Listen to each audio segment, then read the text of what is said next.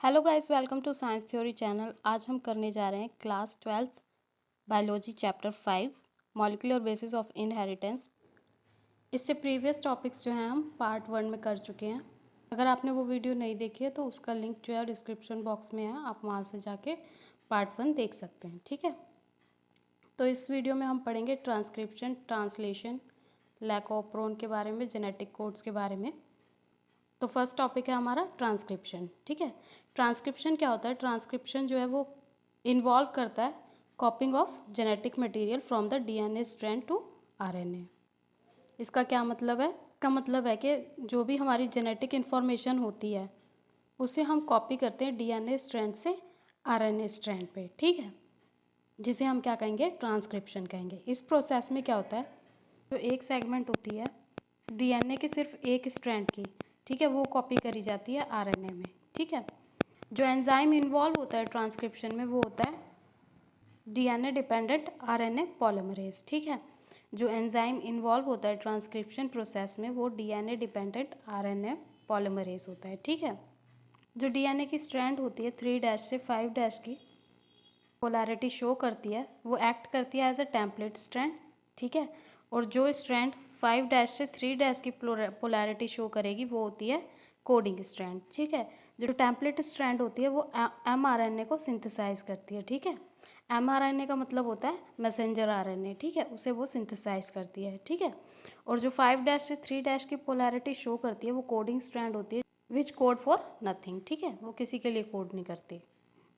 अब transcription unit क्या होती है? ट्रांसक्रिप्शन यूनिट जो डीएनए की होती है वो 3 रीजन्स में डिफाइन होती है।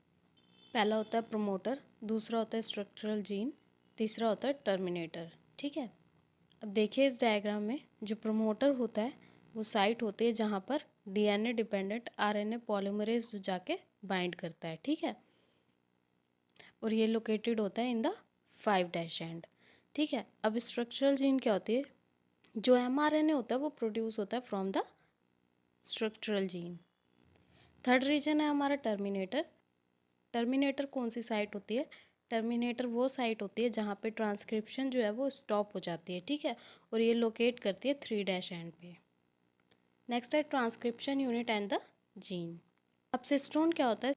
सिस्ट्रोन वो सेगमेंट होता है डीएनए का जहाँ पे कोडिंग होती है पॉलीपेप्टाइड्स की। ठीक है, ये मोनोसिस्ट्रोनिक भी हो सकते हैं और पॉलीसिस्ट्रोनिक भी हो सकते हैं। ठीक है, जो मोनोसिस्ट्रोनिक होते हैं वो ज़्यादातर आपको यूकैरियोट्स में देखने को मिलेंगे और जो पॉलीसिस्ट्रोनिक होते हैं वो ज़्यादातर बैक्टीरिया और प्रोकैरियोट्स में आपको देखने को मिलेंगे।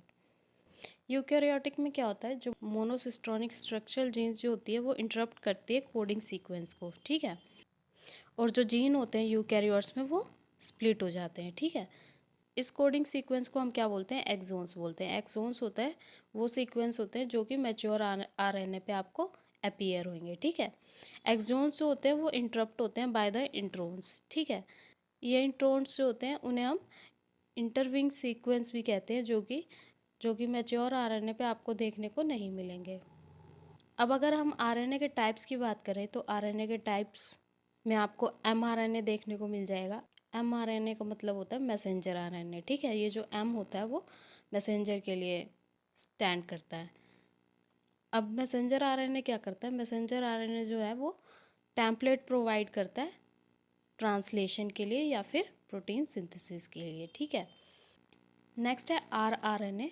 आर स्टैंड करता है राइबोसोमल के लिए। ठीक है, तो ये जो राइबोसोमल आरएनए होते हैं ये स्ट्रक्चरल और कैटलिक आरएनए होते हैं। ठीक है, जो कि फंक्शन करते हैं ड्यूरिंग ट्रांसलेशन, जैसे कि राइबोसोम्स। ठीक है, इन्हें हम एडेप्टर मॉलिक्यूल्स भी बोलते हैं जो कि कैरी करते हैं स्पेसिफिक अमीनो एसिड्स को प्रोटीन सिंथेसिस के लिए। ठीक है, और ये रीड करते हैं जेनेटिक कोड्स को। अब ट्रांसक्रिप्शन का प्रोसेस कैसे होता है? जो ट्रांसक्रिप्शन का प्रोसेस होता है वो प्रोकैरियोट्स और यूकैरियोट्स में सेम होता है।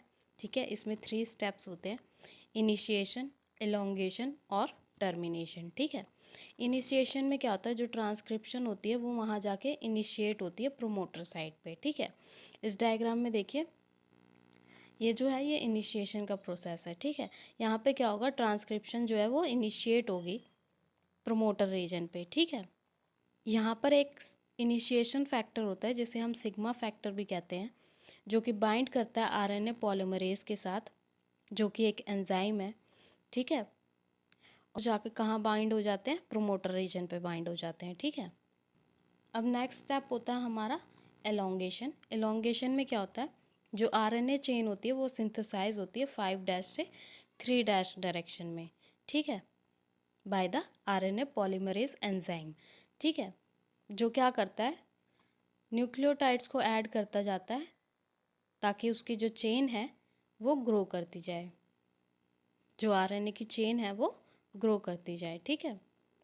लास्ट स्टेप होता है हमारा टर्मिनेशन। टर्मिनेशन में क्या होता है, एक बार आरएनए पॉलीमरेज जो है वो टर्मिनेटर साइट पर रीच कर जाता है डीएनए के रीजन में, तो एक रो फैक्टर होता है जिसे हम टर्मिनेटर फैक्टर भी कहते हैं, जो उसके साथ बाइंड कर जाएगा और टर्मिनेट कर देगा, ख़त्म कर देगा ट्रांसक्रिप्शन को, ठीक है। इनिशिएशन में हम कौन सा फैक्टर यूज़ कर रहे हैं, सिग्मा फैक्टर यूज़ कर रहे हैं, ठीक है। और टर्मिनेशन में हम कौन सा फैक्टर यूज़ कर रहे हैं, रियो फैक्टर यूज़ कर रहे हैं। जो सिग्मा फैक्टर होगा वो इनिशिएशन करवाएगा, ठीक है, और जो टर्मिनेटर फैक्टर होगा वो रो फैक्टर होगा, वो टर्मिनेशन करवाएगा, ठीक है। आरएनए पॉलीमरेज एंजाइम क्या करेगा, वो न्यूक्लियोटाइड्स को ऐड करता जाएगा इलोंगेशन प्रोसेस में, और आरएनए की चेन जो है वो ग्रो करती जाएगी, ठीक है। अब यूकैरियोट्स में क्या होता है, दो एडिशनल कॉम्प्लेक्सिटी होती है, वहाँ पे 3 आरएनए पॉलीमरेज एंजाइम्स प्रेजेंट होते हैं। पहला होता है आरएनए पोल 1, दूसरा होता है आरएनए पोल 2, तीसरा होता है आरएनए पोल 3, ठीक है। जो प्राइमरी ट्रांसक्रिप्शन होता है वो एचएन आरएनए से होता है, जो कि कंटेन करते हैं दोनों एक्सोन और इंट्रोन्स को, ठीक है। और ये क्या होते हैं, नॉन फंक्शनल होते हैं। और क्या होता है, इसमें इंट्रोन्स जो होते हैं वो रिमूव हो जाते हैं, ठीक है।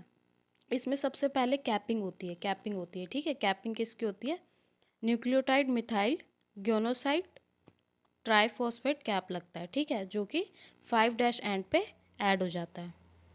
कैपिंग के बाद क्या होगा, स्प्लाइसिंग होगी, ठीक है। स्प्लाइसिंग में क्या होगा, जो इंट्रोन्स होंगे जिसे हम नॉन कोडिंग रीजन भी बोलेंगे, ठीक है, वो रिमूव हो जाएंगे, और जो एक्सोन होंगे जिसे हम कोडिंग रीजन बोलेंगे वो स्प्लाइस्ड हो जाएंगे, ठीक है, और ज्वाइन कर जाएंगे टुगेदर, ठीक है। देखिए इसमें क्या है, इंट्रोन और एक्सोन आपको दोनों देखने को मिल रहे होंगे, ठीक है। ये येलो कलर का एक्सोन है और ये आपको ऑरेंज कलर का इंट्रोन दिख जाएगा, ठीक है। स्प्लाइसिंग में क्या होगा, ये सारे के सारे जो इंट्रोन हैं वो रिमूव हो जाएंगे और जो एक्सोन है वो ज्वाइन हो जाएंगे, ठीक है। फिर लास्ट में क्या आएगा, हमारा टेलिंग प्रोसेस आएगा। टेलिंग प्रोसेस में क्या होगा, 200 से 300 एडिनाइलेट रेजिड्यूज जो होते हैं वो ऐड हो जाएंगे 3' एंड पे, ठीक है। जब ये तीनों के तीनों स्टेप खत्म हो जाएंगे, कैपिंग का, स्प्लाइसिंग का और टेलिंग का, तो जो HNRNA होगा वो क्या कहलाएगा, mRNA कहलाएगा, ठीक है। इन तीनों स्टेप्स को कलेक्टिवली हम क्या बोलेंगे, पोस्ट ट्रांसक्रिप्शन मॉडिफिकेशन बोलेंगे, ठीक है। और ये किसके अंदर आपको देखने को मिलेगी, यूकैरियोट्स के अंदर देखने को मिलेगी, ठीक है। नेक्स्ट है हमारा जेनेटिक कोड। जेनेटिक कोड वो सीक्वेंस होता है न्यूक्लियोटाइड का mRNA के अंदर जो कंटेन करता है इंफॉर्मेशन फॉर प्रोटीन सिंथेसिस, ठीक है। प्रोटीन सिंथेसिस को हम ट्रांसलेशन भी बोलते हैं, ठीक है। तो जो सीक्वेंस होता है न्यूक्लियोटाइड्स का mRNA के अंदर वो कंटेन करता है information for the protein synthesis, ठीक है, जिसे हम क्या बोलते हैं, जेनेटिक कोड बोलते हैं, ठीक है। ये जो कोड होते हैं वो 3 नाइट्रोजन बेसिस के बने होते हैं, जिसे हम ट्रिपल कोड्स भी बोलते हैं, ठीक है। There are 64 codons for 20 naturally occurring amino acids, ठीक है। अब जेनेटिक कोड्स के कुछ साइलेंट फीचर्स होते हैं, जैसे कि जो कोडोन होते हैं वो ट्रिपलेट होते हैं, ठीक है। 61 कोडोन कोड करते हैं अमीनो एसिड्स के लिए, और 3 कोडोन्स जो होते हैं वो किसी भी अमीनो एसिड के लिए कोड नहीं करते, ठीक है। कुछ अमीनो एसिड्स क्या होते हैं, वो कोडेड होते हैं बाय मोर देन 1 कोडोन्स, ठीक है, इसलिए वो कोड क्या होते हैं, डीजेनरेट होते हैं, ठीक है। जो कोड होते हैं वो नियरली यूनिवर्सल होते हैं, जैसे कि from bacteria to human, U मतलब ट्रिपल यू जो होता है वो कोड करेगा फिनाइल लाइनिन के लिए, ठीक है। अब कुछ एक्सेप्शंस होते हैं इन रूल्स के अंदर, जो कि माइटोकॉन्ड्रियल कोडोन्स में और कुछ प्रोटोजोआ में आपको देखने को मिलेंगे, ठीक है। AUG जो होता है वो ड्यूल फंक्शन परफॉर्म करता है, ये कोड करता है मिथेनॉइन के लिए भी, और ये इनिशिएटर कोडोन की तरह भी एक्ट करता है, ठीक है। UAA, UAG और UGA ये तीनों क्या होते हैं, स्टॉप टर्मिनेटर कोडोन्स होते हैं, ठीक है। नेक्स्ट है mutation and gene codes. Genes में क्या होता है, अगर एक सिंगल बेस पेयर भी चेंज हो जाए, ठीक है, तो उसे हम क्या बोलते हैं, पॉइंट म्यूटेशन बोलते हैं, ठीक है। नेक्स्ट है फ्रेम शिफ्ट म्यूटेशन। इसमें क्या होता है, जब एक या दो बेसिस चेंज हो जाते हैं, या तो वो डिलीट हो जाएंगे या उसमें एक या दो बेस पेयर ऐड हो जाएं, ठीक है। जब एक या दो बेस पेयर का डिलीशन या इंसर्शन होता है पूरे रीडिंग फ्रेम में, ठीक है, उसे हम क्या बोलते हैं, फ्रेम शिफ्ट डिलीशन, ठीक है, या फिर इंसर्शन म्यूटेशन, ठीक है।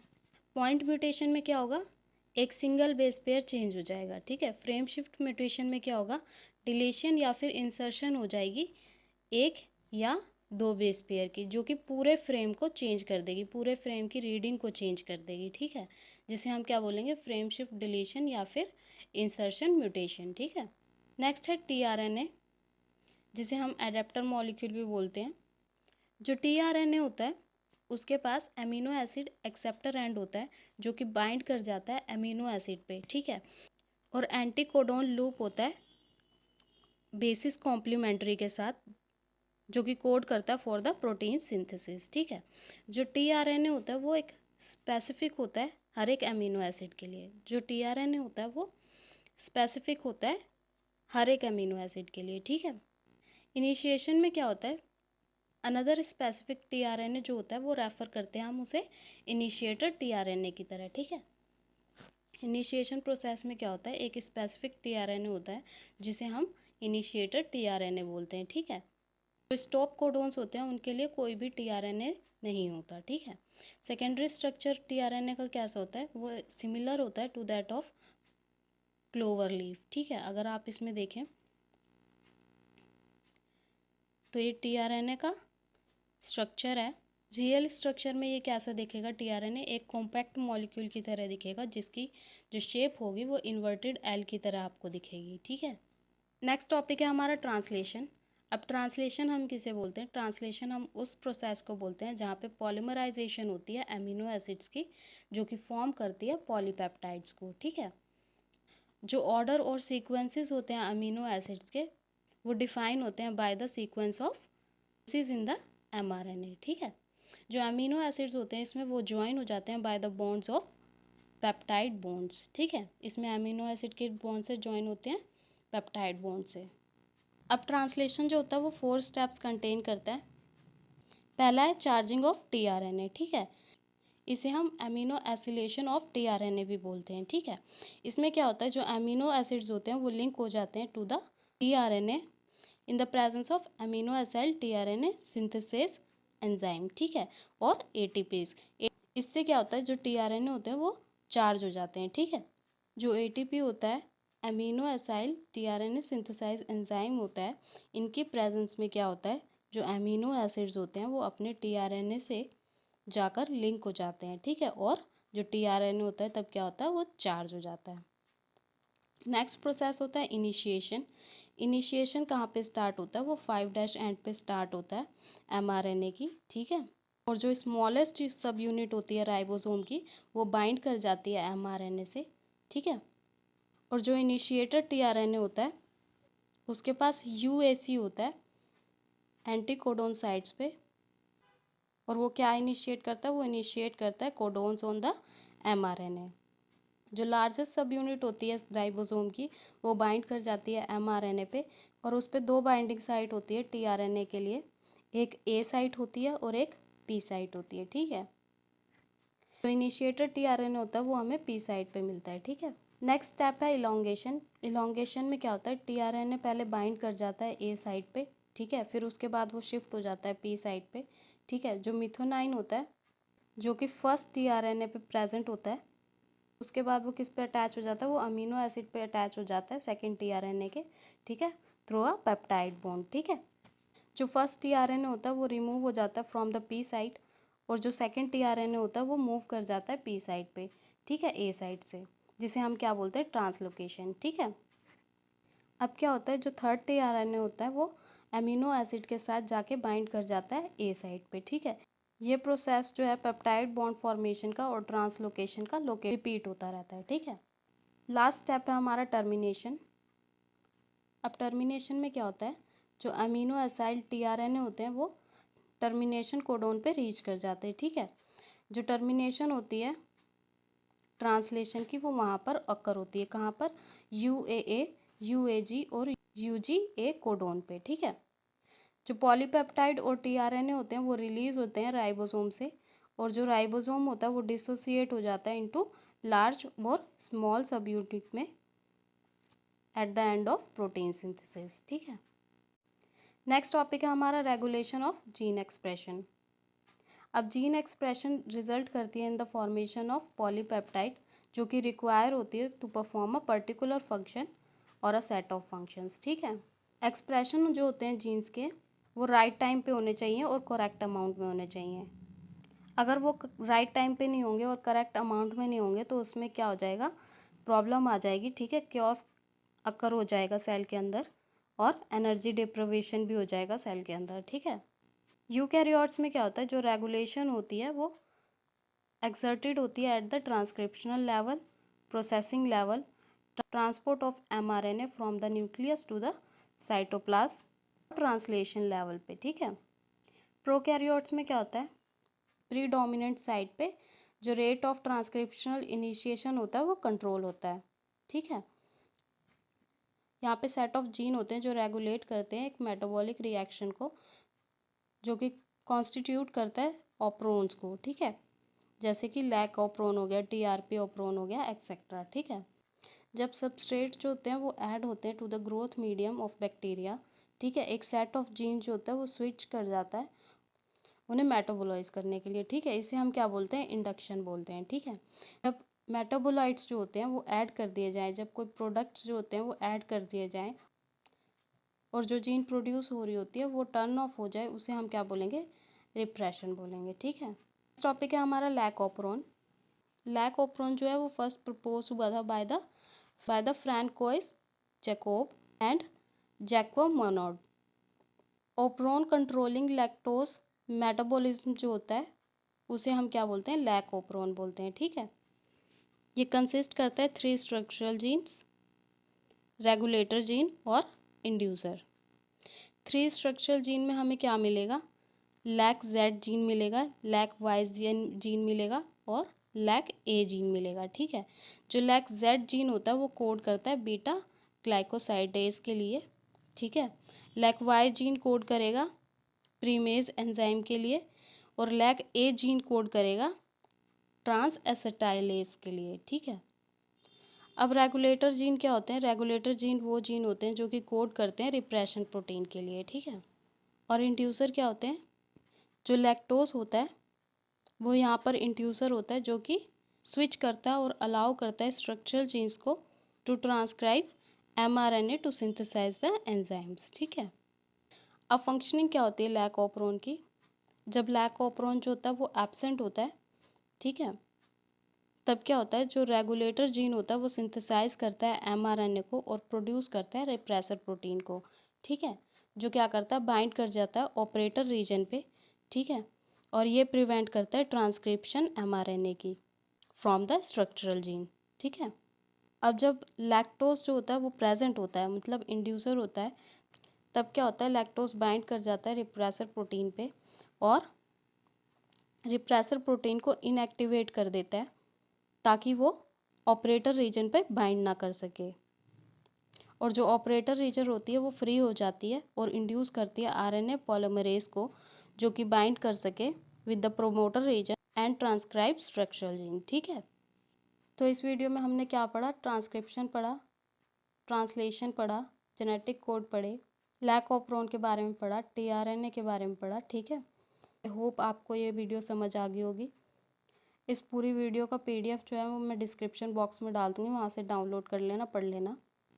अगर आपको वीडियो पसंद आई हो तो प्लीज़ लाइक कर दें, अगर आप इस चैनल पे नए हैं तो प्लीज़ सब्सक्राइब कर दें और बेल आइकन दबाना ना भूलें, जिससे कि जब भी नेक्स्ट वीडियो अपलोड होगी उसका नोटिफिकेशन आपको सबसे पहले आ जाएगा। वीडियो को एंड तक देखने के लिए थैंक यू सो मच। मिलती हूँ आपसे नेक्स्ट वीडियो में, तब तक के लिए बाय बाय, टेक केयर।